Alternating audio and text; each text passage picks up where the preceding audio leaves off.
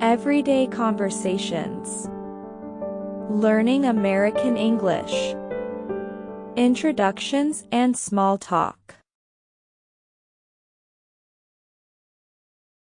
Introductions and small talk. Formal greetings. Good morning, Professor Austin. How are you doing? Good morning, James. I'm doing well. And you? I'm great, thank you. This is my friend Emma. She is thinking about applying to this college. She has a few questions. Would you mind telling us about the process, please?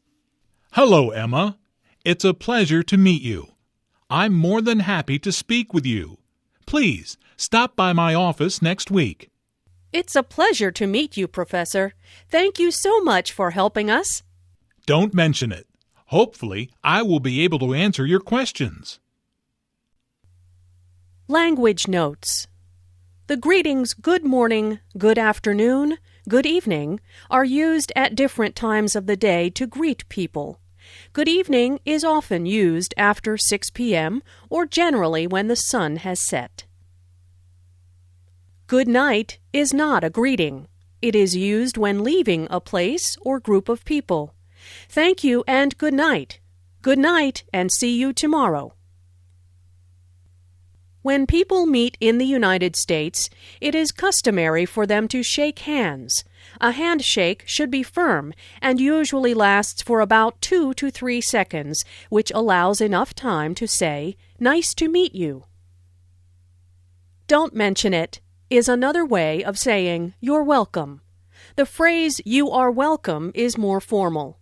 However, responses such as "don't mention it," "no problem," "happy to help," are informal ways of responding to a thank you.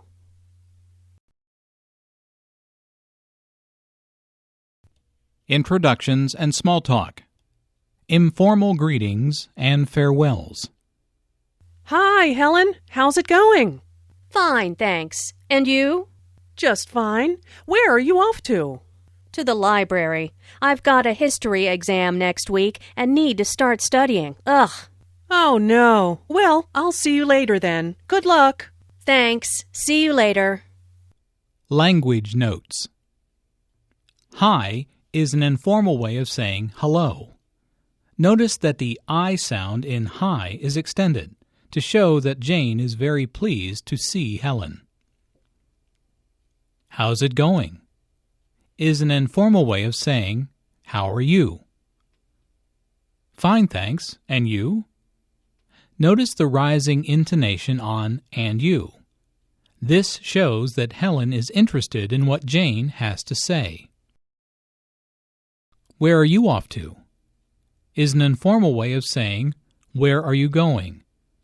Notice the falling intonation since this is an information question, not a yes-no question. To the library. Notice that Helen does not say, I'm going here, because that information was already established in the question, where are you off to? Oh no, is a way of saying, I sympathize with you, or I understand you are not happy. See you later is an informal way of saying goodbye.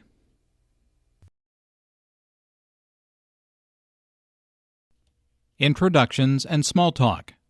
Formal introductions. Mr. Wilson, I'd like you to meet Dr. Edward Smith. It's nice to meet you, Dr. Smith.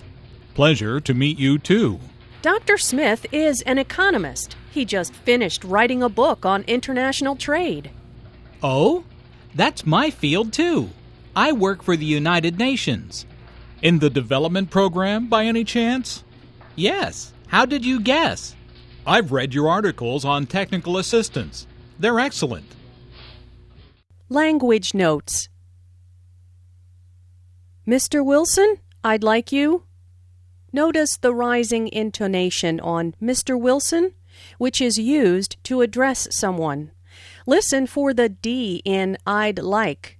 This means I would like, which is very different from I like. I'd like means the same as I would like or I want. Dr. Smith is an economist. Notice the stress on economist. This content word has new information, so it is emphasized. There are 4 syllables in economist, with the stress on the second syllable, economist. He just finished writing. Just means the very recent past. Just is usually used with a simple past verb because the action is complete. However, it can also be used with the present perfect. He's just finished writing. Development program. Since these 2 words make a compound noun, the main stress falls on development. By any chance means the same as possibly. Notice the rising intonation, which is used in yes/no questions to confirm that something is true. Introductions and small talk. Informal introductions. Who's the tall woman next to Barbara? That's her friend, Mary. Didn't you meet her at Steve's party? No, I wasn't at Steve's party. Oh, then let me introduce you to her now. Mary, this is my friend Jim. Hi, Jim. Nice to meet you. You too. Would you like a drink? Sure, let's go get one. Language notes. Whose is the contracted form of who is. It is pronounced the same way as whose, but the meaning is different. Didn't you meet her? Notice that this is a negative question. Charles thought that Jim had met Mary before. He is now surprised that Jim does not know Mary, and so he uses a negative question to show his surprise. I wasn't at Steve's party. Notice that the emphasis here is on at. Although prepositions normally have weak stress, in this case, at means there. I wasn't there. Mary, this is my friend Jim. This is a friendly way to introduce 2 people. It's common to follow this with Jim, this is Mary. In this case, Mary says, Hi, Jim, first. Nice to meet you. This is a typical response after you've been introduced to someone. Sure is often used in informal conversation to mean yes.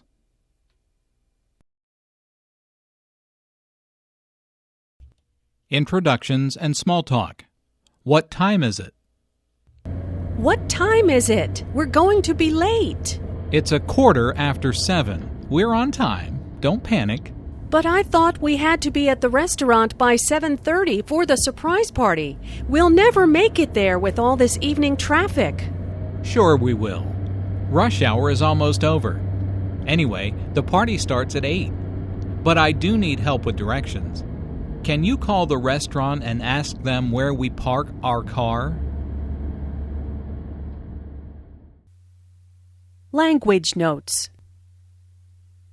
It's 7:15. This phrase is one of the most common ways of stating this time. It means it's 15 minutes past 7 o'clock. Another possibility here is to simply say it's 7:15. In general, you can say it's 7:15 the hour. How do we know the time of day? Look for context clues. Evening traffic. In the dialogue, Natasha and Tony are going to a surprise party. They need to be on time. Therefore, there is an element of stress and urgency. When someone is stressed for time, you can use expressions like, "Don't worry, don't stress, we're fine, we will be on time." Natasha thinks the surprise party begins at 7:30. There are 2 different ways to express this time. You may say simply 7:30 or 7:30. Rush hour is the time of day, usually in the morning and evening, when traffic is heavy because of people commuting to and from their workplace by bus, by car, by subway, on foot, etc. Introductions and small talk. A telephone call. Hi, Alice. It's John. How are you? Oh, hi, John. I was just thinking about you. That's nice. I was wondering if you'd like to go to a movie tonight? Sure, I'd love to. What's playing? I was thinking about that new comedy, Lights Out. What do you think? Sounds great. Okay, I'll pick you up around 7:30. The movie starts at 8. See you then. Bye.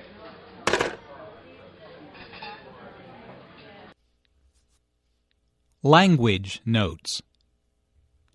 Hi, Alice. It's John. Hi, it's, is a casual and friendly way to say hello on the phone. Although it's means it is used to mean I am here. Oh, hi, John. Notice the rising intonation here. Alice is excited to hear from John and is very pleased that he called her.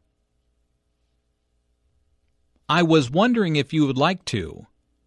This is a polite and indirect way of asking, do you want to? John is nervous and does not want to appear too direct or bold. Notice how the question goes up at the end, which shows that he is not overly confident. Sure, I'd love to means yes, I would love to.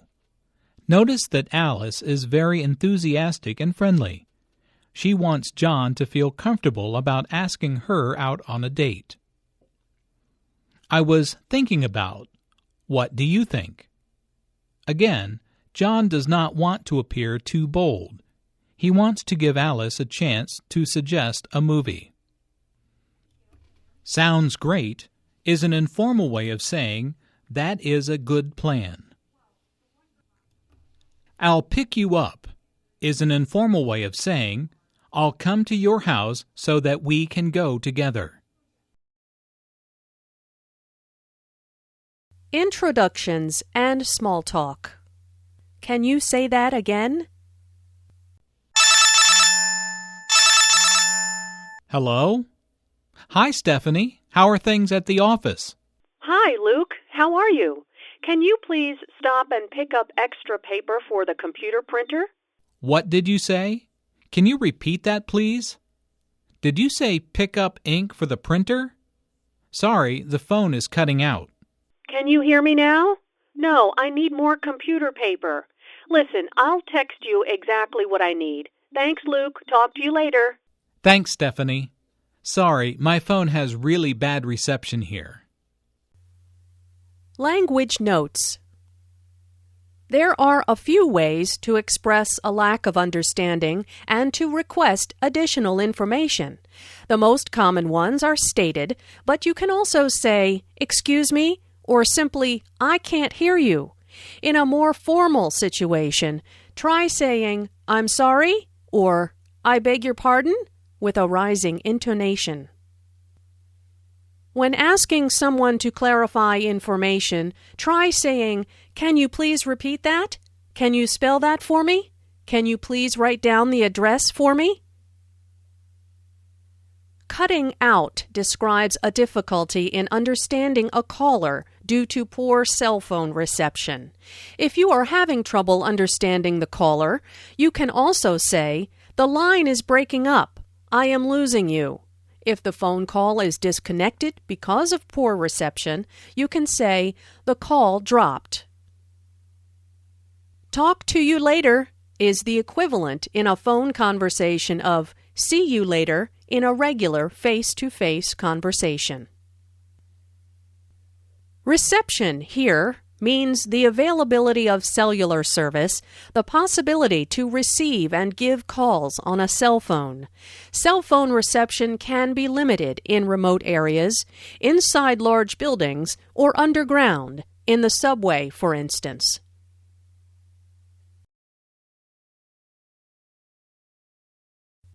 Introductions and small talk.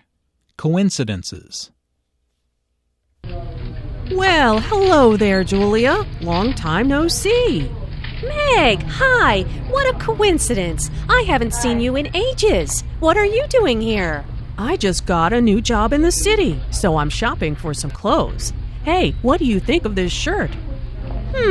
Well, you know how much I love blue. See? I've got the same shirt. You always did have good taste. What a small world. Language notes. Well, hello there. Notice the emphasis on hello, which shows that Meg did not expect to see Julia. Long time no see. This is a common expression used to say hello to someone you haven't seen in a long time. What a... This exclamation shows a great degree of surprise, joy, disappointment, etc. What a surprise to see you here! What a joy to have you with us! What a shame that you have to leave so soon! What a wonderful idea that is! You always did have good taste. Notice the stress on did, which Meg uses to emphasize the fact that Julia does have good taste. Meg says it in a joking way because Julia likes the same thing that she does. What a small world is a common expression used to describe a chance meeting or other such coincidence.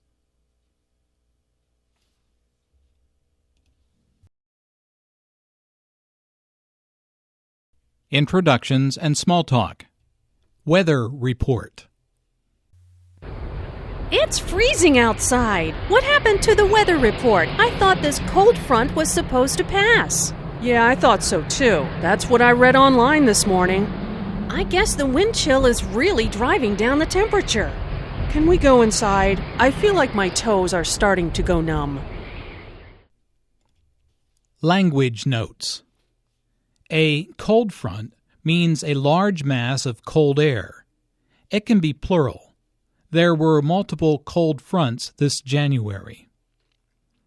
Here, supposed to refers to something that is intended or expected to happen. I thought it was supposed to rain today. This phrase can be used for many situations. I thought the train was supposed to arrive at 9 a.m. sharp. Yeah, yup, uh-huh, are informal conversational cues used by native speakers in conversation. Each of these responses could be used here for yes. Gabriella affirms what Jennifer is saying. The most polite way to affirm a response is to say yes. Listen for the emphasis on "That's what I read online this morning." This useful phrase can be used with other verbs to convey information. That's what I heard on the radio. That's what I saw on TV. That's what I read online. Chill, freezing, cold. These words describe cold weather. I feel the wind chill. I feel the chill. I am freezing. I am cold. Wind chill is the effect of the wind making the temperature feel colder on a person's skin. This is an uncountable noun. The temperature is 4 degrees, but with the wind chill it feels like -8. These phrases are used in weather reports as well. The phrase driving down means forcing to be lower and can be used in many situations. An oversupply of new houses is driving down sales prices in the area.